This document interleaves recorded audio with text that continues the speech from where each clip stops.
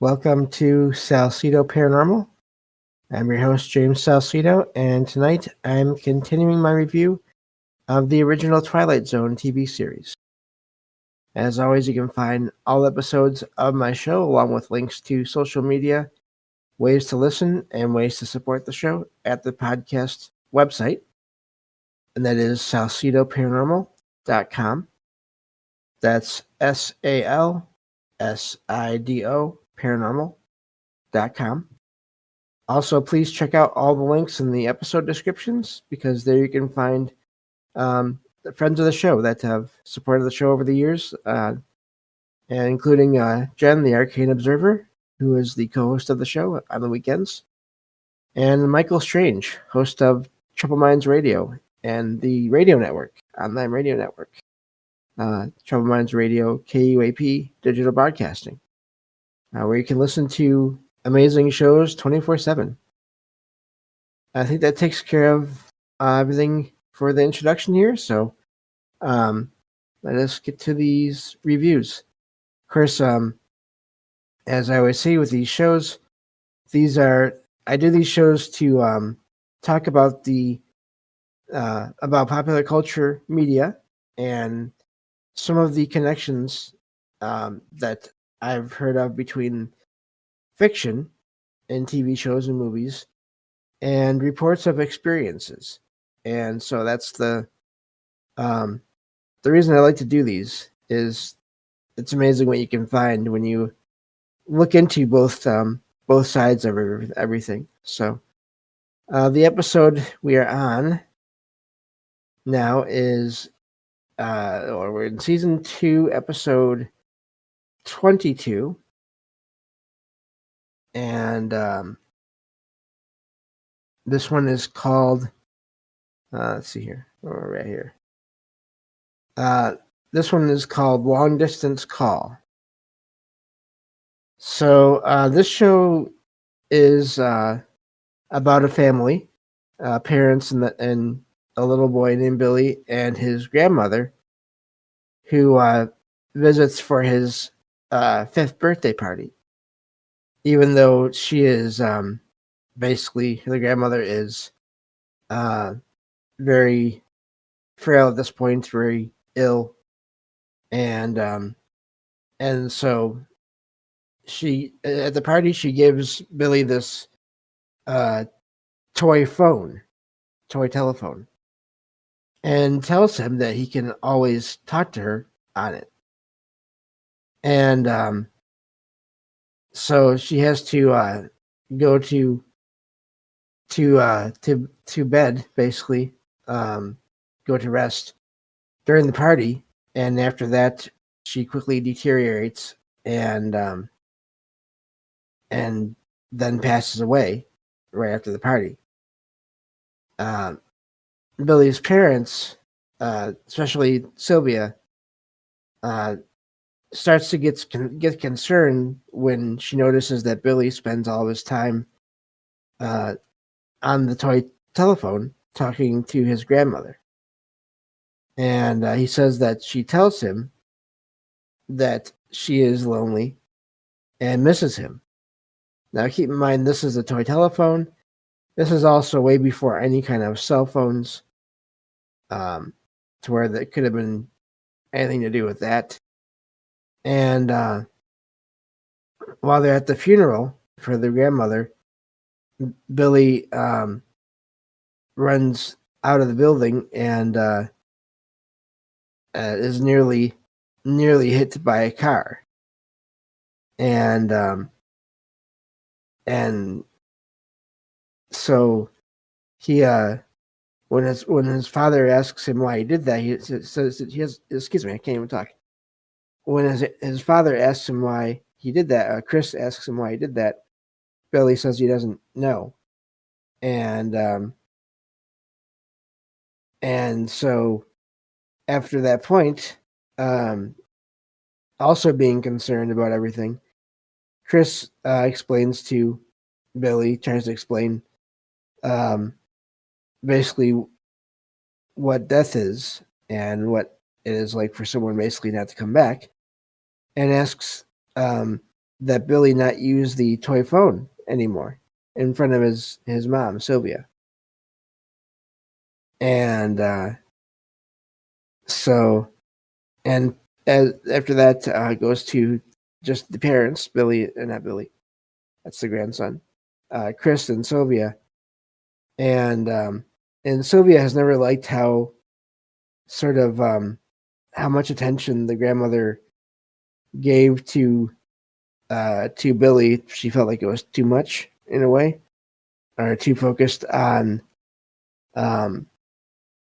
basically death and the how it affects everyone. And Chris tells her that there were that his mother, the grandmother, had 2 children before him that both died, which is why she was so close to him, and then especially to Billy, who reminded her of him, of Chris, the son, and that helped her get through her forget her years of loss of her previous children. So that night, Sylvia wakes up to the sound of Billy talking and laughing, and she goes to his room, and he's talking on the phone again, and she's starting to get really freaked out at this point, and feels like there's something more going on than just him playing, but doesn't really know what's going on. And so she takes the phone out of his hands and actually hears the grandmother's voice on it and drops it, and then ends up breaking it because of that. And of course, Billy is upset because now the phone is broken, and he goes missing for a brief time, and he ends up going into the family pool in the garden and going into the water and basically almost drowns, but does not quite. But he's still not in good shape. And so the ambulance, the medical staff there that respond, they say that they're not sure how he's going to do. So Chris goes upstairs to Billy's room, and picks up the toy phone, even though it's broken, and asks the grandmother, his mother, to give Billy back and allow him to live life. The idea being that somehow, for whatever reason, the grandmother is trying to get Billy to join her on the other side, which is really dark, quite dark for a TV series from that era in a way. And so he asks her to and says that if she really loves Billy, she will let him live. And he goes back downstairs, and the ambulance, the paramedics, are able to revive Billy, and he ends up being okay. And so the idea is that the grandmother somehow, even though the phone was broken, the grandmother still heard her son's basically her son begging for Billy's life. So it's a really dark show in a way, but also the ending is amazing, and it really brings about the concept of communication between the living and the deceased, and how that can work. I've heard over the years a couple of accounts of not exactly this thing, but kids saying that they could talk to relatives that had passed on through either just in their mind or they would see them. I don't think I've ever come across any accounts of kids using an actual toy phone to do this, but I think that it worked for the TV show, and so I don't. And obviously, the phone was, even though it was broken, there was still some kind of energy connection, possibly with it, connected to the grandmother, that still allowed everyone, not just the grandson, but Sylvia, the mom, and Chris, the father, the dad, to communicate with it as well, even though they barely believed it until everything started to happen. So it was a good episode, and definitely recommend checking out all these shows if you haven't already. I listened to them on Paramount Plus. That's the streaming service I've been using to listen to them on. I think you can find the first season on other platforms for free. I don't know about any of the later seasons because there's 5 seasons total. So, but yeah, definitely worth checking out, I think. So, let's see here. Let's move on to the next episode here. And get on to that. So let's see. I need to... There we go. Okay. So now we are on season 2, episode 23. And this one is called 100 Yards Over the Rim. And this show is about a territory of New Mexico in the year 1847. And there's this group of people that started on a caravan from Ohio and headed out west. And someone told them about a place called California. This is, again, 1847, so quite a little ways out back.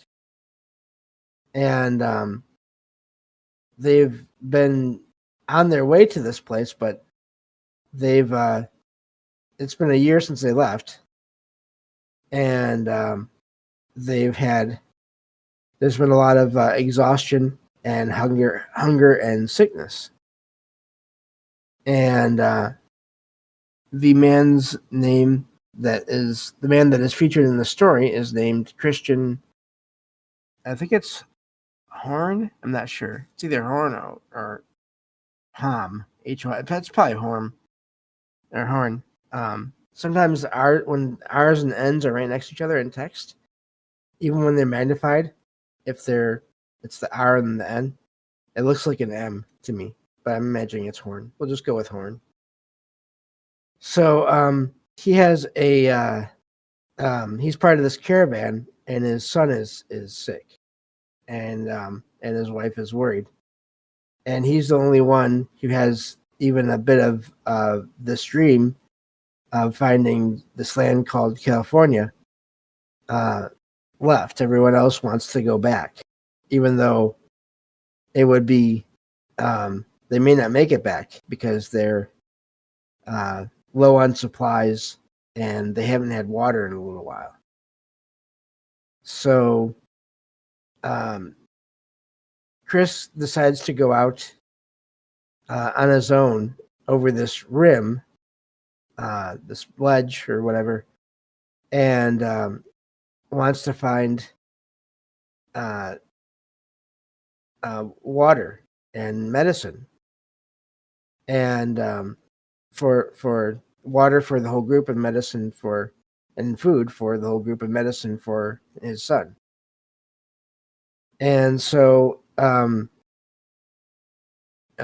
Christian Horn, his son is named Christian as well, but the father goes over the rim and finds himself in a weird place because he sees things he doesn't even know what they are. But the audience will recognize them because they are things that you would find in the early 1960s.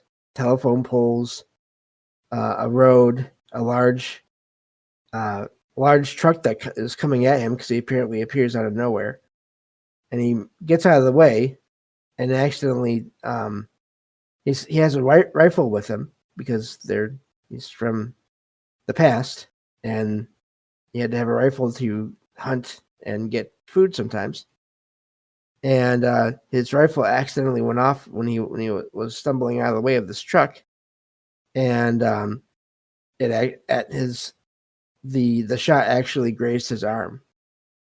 And so he finds a small cafe and gas station, and stops there and asks for water. And this place is owned by a married couple, Joe and Mary Lou.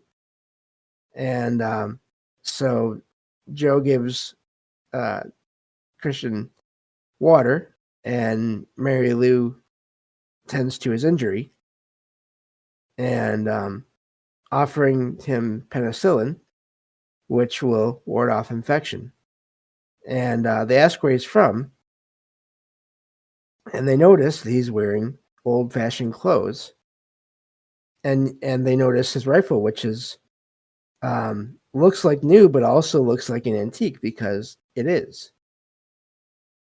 Because he came from a different time period, somehow crossing into what was at the time of the show the modern era. And he tells them where he came from, and they don't believe that he could be from the past, even though he looks like he is and talks like he is. And they figure that he must be suffering some kind of mental illness. So Joe calls a local doctor, to come and check on Christian, and the doctor finds that other than the wound in his arm, Christian is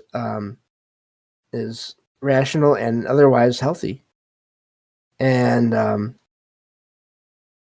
the only reason to think otherwise, of course, is Christian's story of being part of a caravan of wagons that, of course, does not exist in 1961, but did back in 1847. So the doctor doesn't know what to make of all this and calls the sheriff. Meanwhile, Christian has found an encyclopedia, and he finds that there's an entry for a man named Horn, last name, first name Christian Jr., MD, as in medical doctor. Or medical, basically, I'm not sure what MD actually stands for, but the idea is basically doctor, who apparently did great work with children's disease. I can't even talk tonight. Anyway, in the late 19th century, California. And Christian realizes this is his son, all grown up. And he realizes that he has come into the future somehow. And he realizes or is hoping that he has been brought to the future somehow to save his son. And so he asks for the penicillin and more of it, and takes it and goes back toward the rim, this ledge, and somehow goes back to his own time. And of course, he leaves in a hurry to try to get to his family. The sheriff arrives after that, and so he and Joe try to follow Christian. Excuse me. And Christian stumbles and drops his rifle before going back over the rim, the edge, and he sees the wagon and the wagon train, and looks back, and he finds that everything that he had just seen, all the basically the 1960s world is not there, and it's all just nature. But he still has the penicillin, but he doesn't have his rifle. And he leads the family to a freshwater spring that Joe had mentioned, and eventually they all make it to California, and of course the penicillin works. And Christian Jr. is okay. And so, but in back in the 1960s, Joe and the sheriff go back to the cafe because Christian Horn just completely vanished. And all they had was his rifle on the ground where he dropped it. And when they look at it, they see that it now shows the effects of more than 100 years of exposure. So it's a really good show, a neat little time travel kind of story. And I've heard of similar cases of people talking about seeing people from other times. And it's just really wild that this show talked about that. Not to the degree, I haven't heard of accounts to the degree of this TV show. A lot of TV shows, of course, they will exaggerate stories, or not even exaggerate, but the story will be more complex or detailed than experiences will that people report. But I've heard of people go just traveling even a short distance and finding themselves in what looks like, usually it's the past, but once in a while there's been like 2 or 3 accounts I've heard over the years, people seeing what looks like sci-fi cities on Earth, and then going back because they're frightened, and then eventually they go back to the area where they saw whatever they saw, some kind of time slip or whatever, and everything looks like it should, like in the present day. So it really is an amazing concept, and makes me wonder how many artifacts there are just around the world that may have been left by people who somehow slept into other times and had objects with them, and for whatever reason ended up leaving them behind. I don't know the details on that, but it's just a amazing idea. And I wonder too. I didn't think to look into it. If they had, I imagine they had some form of medicine at the time, but maybe not penicillin. I'm not sure. And back in 1840, whatever that was. But it was a neat show. Definitely recommend it. Like I always say, there's not really any of these shows I wouldn't recommend at least watching once. And yeah, so that's those 2 episodes. And it's been great listening to all these shows. And I'm really glad that there's so many of them. I still have to start on season 3 one of these days soon to listen to them. But we still have a few more episodes to review here from season 2 before I move on to that. So, but that's it for this episode. Everyone, please check out all the links in every episode description for all the links to all the people that help support the show, and especially for when I have guests on who have their own projects. Please check out those links. Please go back through the back catalog and check out all the shows where I've had people on with me and to talk about all these amazing things. Thank you all for listening, and I will talk to you all next time on Salsido Paranormal. Take care.